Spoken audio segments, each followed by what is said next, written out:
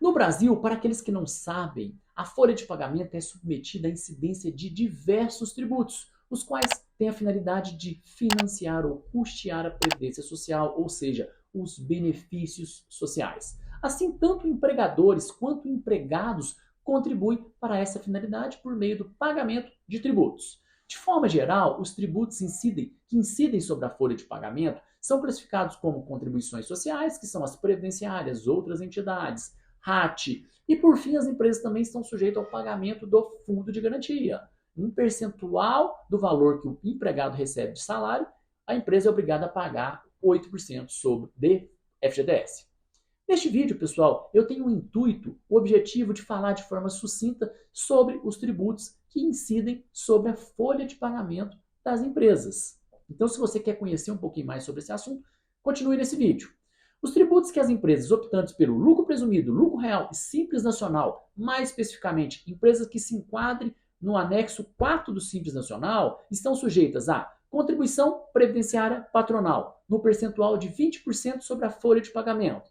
Lembrando que algumas empresas, alguns segmentos, podem optar pela desoneração da folha de pagamento, como é o exemplo, as transportadoras de carga e a construção civil. Ao invés delas pagarem 20% sobre a folha de pagamento, elas podem se utilizar da desoneração da folha de pagamento, constante no artigo 8º da Lei 12.546 de 2011, e pagar um percentual das receitas auferidas. Esse percentual pode ser de 1,5% a 4,5%, ao invés de pagar o percentual de 20% sobre a folha de pagamento. Todo começo de ano, ideal é fazer um planejamento tributário para ver qual é mais viável. Lembrando que esse benefício vai só até o final deste ano, mas sempre eles estão prorrogando esse benefício.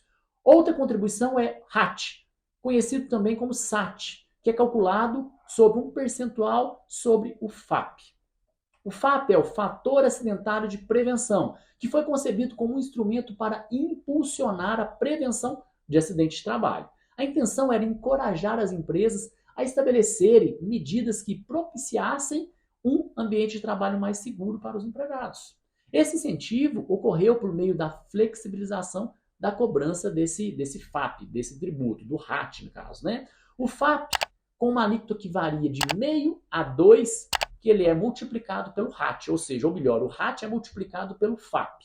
RAT significa Riscos Ambientais do Trabalho. Dependendo do nível das atividades desempenhadas naquela empresa, é classificado o risco entre leve, médio ou grave.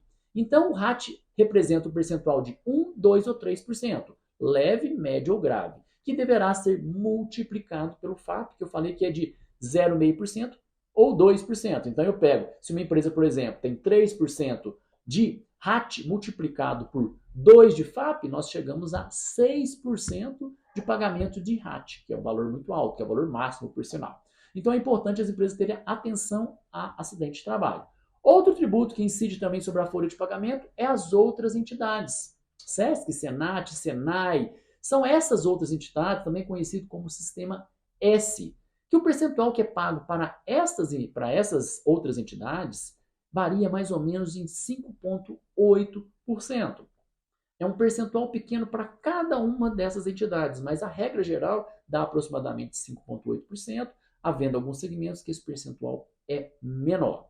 Então, pessoal, além dessas 3 contribuições, não podemos esquecer também que a empresa paga o fundo de garantia, no percentual de 8% sobre a folha de pagamento. Mas lembrando que o fundo de garantia ele é considerado de natureza não tributária. Então, tributos mesmo são essas 3 que nós falamos aí, que são contribuição previdenciária patronal, que pode ser optado pela desoneração da folha. Nós estamos também falando de outras entidades ou Sistema S, e o RAT, que deve ser multiplicado pelo FAP para saber qual o percentual que a empresa efetivamente tem que pagar. Entendeu? Importante lembrar também que as empresas optantes pelo Simples Nacional, elas estão sujeitas à contribuição previdenciária patronal, porém não estão sujeitas ao pagamento das outras entidades. Então, é importante, às vezes, na análise entre optar pelo simples e pelo lucro presumido, ou pelo lucro real, essa questão aí desse 5,8% aí que, às vezes, pesa na formação de preço. Portanto, pessoal, com base em tudo que eu falei, cabe concluir que as empresas optantes pelo lucro real, pelo lucro presumido e pelo Simples Nacional Anexo 4 estão sujeitos ao pagamento de contribuições sociais no percentual médio aí de 28%. 20% patronal, 5,8% Sistema S e 3% aí que eu estou usando como exemplo de RAT. Além disso, elas estão sujeitas ao pagamento do fundo de garantia de 8%. Então a gente chega aproximadamente a 36,8% aí. Várias variantes, pessoal, que a gente tem que considerar. Espero que esse vídeo tenha ensinado você a conhecer um pouquinho mais sobre tributação de folha de pagamento de empresas optantes pelo lucro real, lucro presumido, Simples Nacional, Anexo 4. É isso aí, pessoal.